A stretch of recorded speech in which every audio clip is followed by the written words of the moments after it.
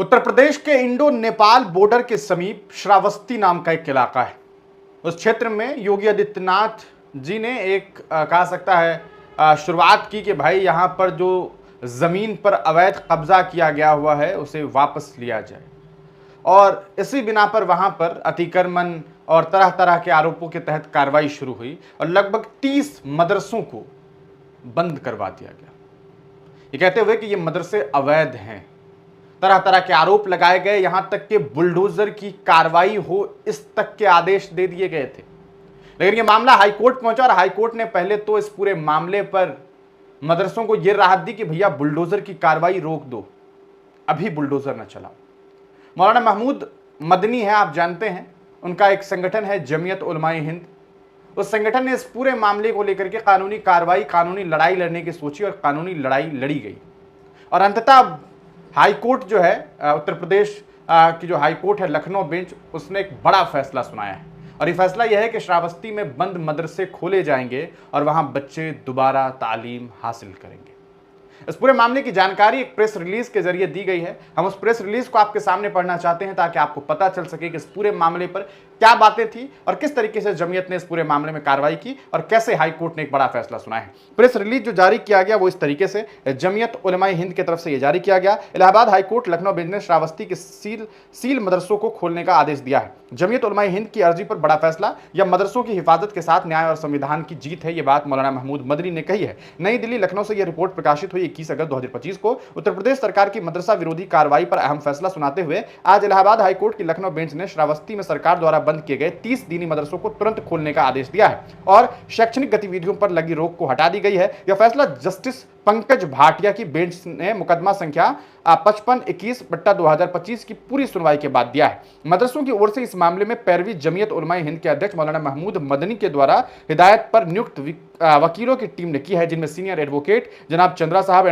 Advocate अविरल राज सिंह और advocate Ali Moeed साहब शामिल थे। याचिकाकर्ता ने सरकार के उन नोटिसों को चुनौती दी थी जिनमें उन्होंने धार्मिक शिक्षा देने से रोक दिया गया था और संस्थानों को सील कर दिया गया था। कई दलीलों के साथ याचिकाकर्ताओं का पक्ष था कि इस मामले में उन्हें सुनवाई का कोई अवसर ही नहीं दिया गया था।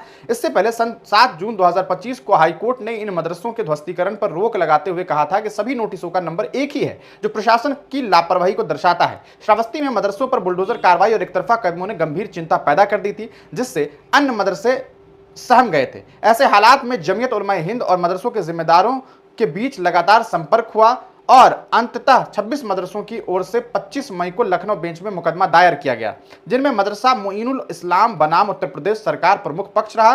मदरसों और वकीलों के बीच संपर्क की जिम्मेदारी जमीयत उलमाए हिंद के जनरल सेक्रेटरी मौलाना हकीमुद्दीन कासमी, जमीयत उलमाए एटा के अध्यक्ष मौलाना तारिक शमसी, मौलाना जुनैद अहमद और जमीयत उलमा श्रावस्ती के जनरल सेक्रेटरी मौलाना अब्दुल मन्नान कासमी ने निभाई। जमीयत उलमाए हिंद के अध्यक्ष मौलाना महमूद मदनी ने इस पूरे मामले पर क्या बयान दिया।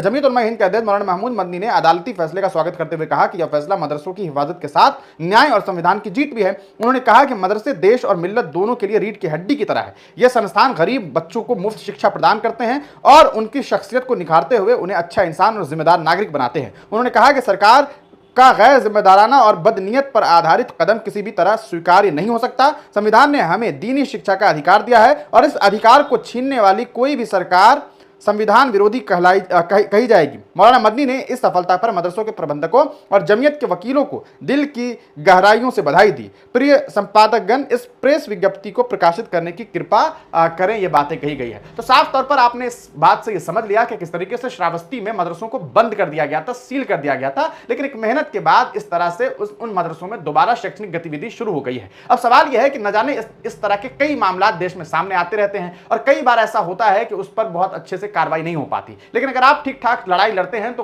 कभी ऐसा होता है कि हाईकोर्ट अदालतों के द्वारा आपके पक्ष में बड़ा अच्छा फैसला भी सामने आता है। इस फैसले के लिए कहीं ना कहीं मुबारकबाद के पात्र हैं तमाम लोग और जमीयत उलमाए हिंद और मौलाना महमूद मदनी की तारीफ होनी चाहिए कि उन्होंने शानदार पहल की और इसके जरिए 30 मदरसों को जो सील किया गया था वहां पर दोबारा शैक्षणिक गतिविधि शुरू कर दी गई है। आप इस पूरे मामले पर क्या सोचते हैं, अपनी राय कमेंट सेक्शन में जरूर लिखिएगा। इस वीडियो को जरूर शेयर कीजिएगा, चैनल पर नए हैं तो सब्सक्राइब कीजिएगा। हमें हिंदुस्तानी मीडिया को फाइनेंशियली सपोर्ट करने के लिए आगे दिए गए QR कोड पर स्कैन करके हमारी मदद कर सकते हैं। बहुत बहुत शुक्रिया।